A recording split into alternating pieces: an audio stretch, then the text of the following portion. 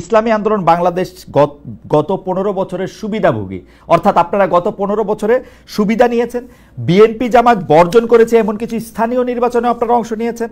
আপনাদের অনুষ্ঠানে সাবেক তথ্যমন্ত্রী, যাকে আসলে নানা মানে পররাষ্ট্রমন্ত্রীও বটে, যাকে নানা অভিধায় অভিহিত করা হয়, সেই ডক্টর হাসান মাহমুদের মতো প্রভাবশালী বিতর্কিত আওয়ামী লীগ নেতার পুরনো ভিডিও এখনো আমরা দেখতে পাচ্ছি, যেখানে তারা আপনাদের সঙ্গে বসে আছেন।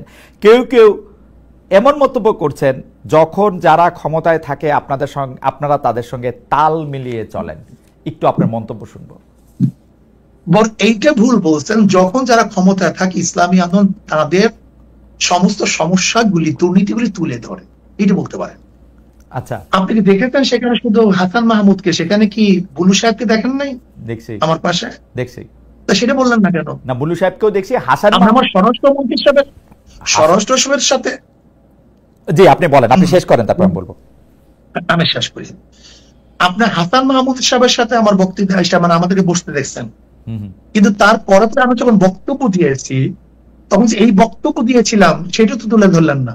ওই একই স্টেজ আপনি দেখুন সেই বক্তব্য, যে আপনারা বিএনপি বলছেন আমরা এইটা করছি, আওয়ামী লীগ বলছেন আমরা এইটা করছি, কিন্তু কে কত দুর্নীতি করছেন সেটা তো বললেন না।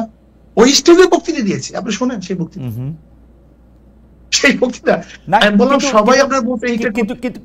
কিন্তু শায়ক, ওই বক্তব্য অনেক বেশি সুগার কোটেড, নাম্বার 1। নাম্বার 2 হচ্ছে আপনি বঙ্গবন্ধুকে নিয়ে, শেখ হাসিনা যখন প্রধানমন্ত্রী ছিলেন সেই সময় যে বক্তৃতা করেছেন, এখন কি সেটা রিপিট করতে পারবেন বা রিপিট আপনি করতেছেন?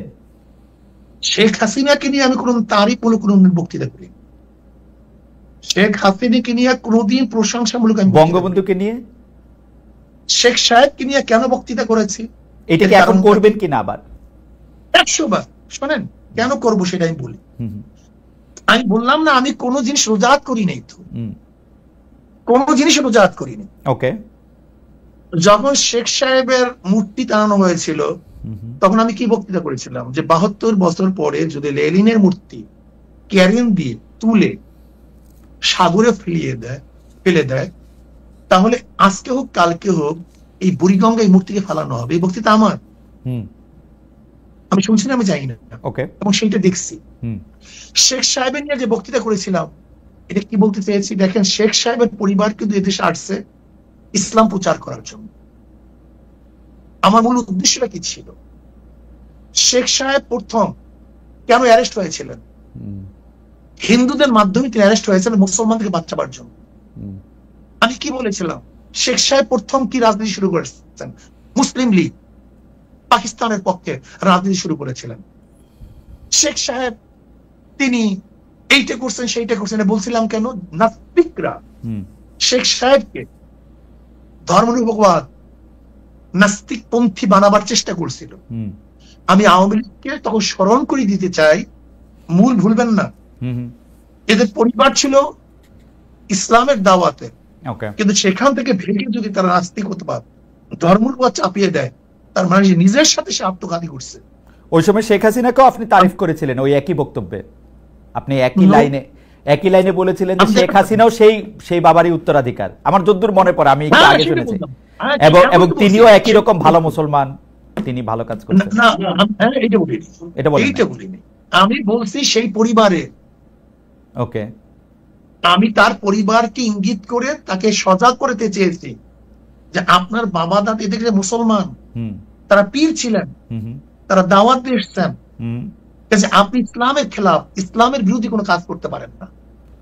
যেরকম কোন ছেলেকে কেউ যদি সতর্ক করায় তখন তার বাপ দাদার কথা বলে, তোমার বাবা এরকম ছিল, দাদা এরকম ছিল, তুমি এই কাজ করতে পারো না। আমার এটি উদ্দেশ্য ছিল। কিন্তু শায়ক, আপনি correct me if I am রং, আপনি কি ওই সময় সাবেক প্রধানমন্ত্রী সরকারের শেখ হাসিনা সরকারের এই 3টা খারাপ নির্বাচন, সীমাহীন দুর্নীতি, এগুলি নিয়ে আসলে কোনো এরকম একটা অবস্থান নিয়েছিলেন যেটা আপনার শক্তি দিয়ে আপনি আসলে নিতে পারতেন?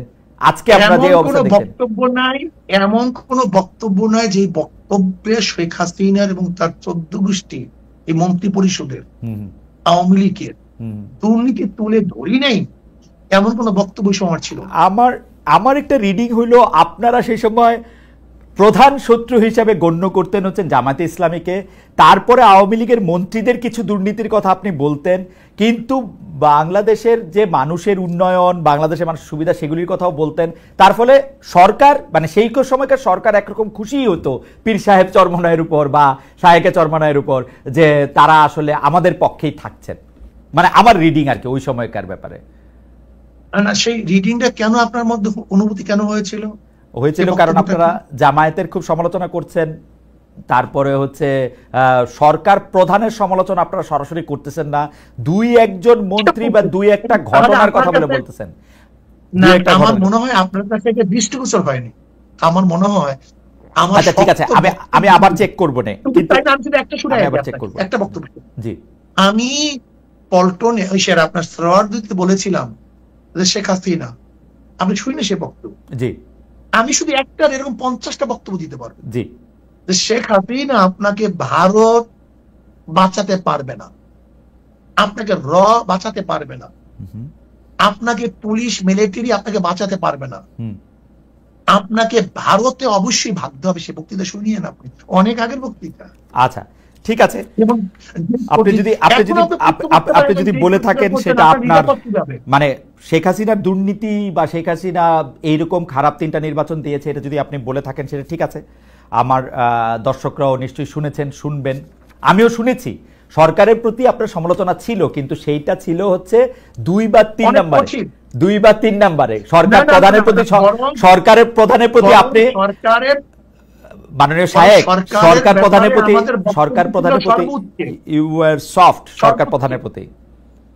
না, এটা ভুল, এটা ভুল, এই মেসেজ আপনার কাছে সম্পূর্ণ ভুল। আচ্ছা ঠিক আছে, সম্পূর্ণ ভুল। আচ্ছা আমি পরবর্তী প্রশ্নে আসি। সরকার প্রধানের ব্যাপারে আমি যে মন্তব্য করেছি এরকম বক্তব্য আজ পর্যন্ত কেউ দেয়নি। আচ্ছা আমি একটু পরবর্তী প্রসঙ্গে আসি।